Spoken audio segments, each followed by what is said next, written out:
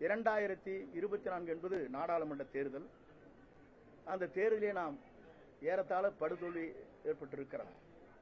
10 தொகுதியிலே நாடாளுமன்ற தொகுதியில் 3வது இடம், 2 தொகுதியிலே 4வது இடம்.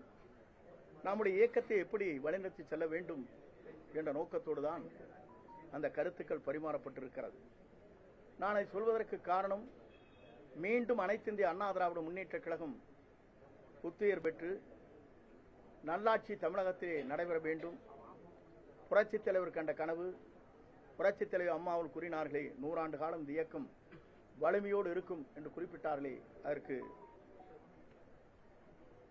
அந்த கருத்துக்கேற்ப என்னுடைய கருத்துக்களை வெளிப்படுத்தினேனே தவிர, அந்த கருத்தின் அடிப்படையில் அதற்கு பிறகு அடுத்த நாட்கள் அனைத்து பதவிகளும் பொறுப்புகள் நீக்கப்பட்டிருக்கிறது, உறுப்பினரை தவிர.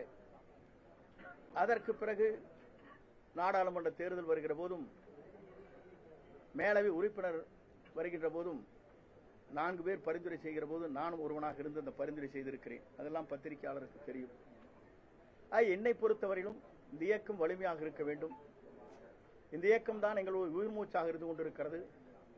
இந்த இயக்கத்தை பொறுத்தவரையிலும் தடுமாறாமல் இந்த இயக்கம் திராவிட முன்னேற்ற கழகத்தை நல்லாட்சியை தமிழகத்திலே உருவாக்குவதற்கு நாம் அத்தனை பேரும் ஒருங்கிணைந்து அந்த பணிகளை மேற்கொள்ள வேண்டும் நோக்கத்தோடு தான் அந்த கருத்துக்களை வெளிப்படுத்தி இருக்கிறேன் என்பதை இந்த நேரத்திலே தெரிவித்துக் கொள்கிறேன். அதே போலதான் கன்னியாகுமரி நடைபெற்ற இடைத்தேர்தல்.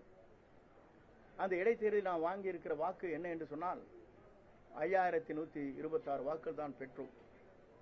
அப்படி என்றால் 2,54,000 வாக்குகள் இடத்தில் 5000 வாக்குகள் பெறுகிற போது சட்டமன்ற தேர்தலுடைய நிலை என்ன என்பதை உணர்ந்துதான் அந்த கருத்துக்களை எல்லாம் நான் வெளிப்படுத்தினேன் என்பதை நான் இந்த நேரத்திலே தெரிவித்துக் கொள்கிறேன்.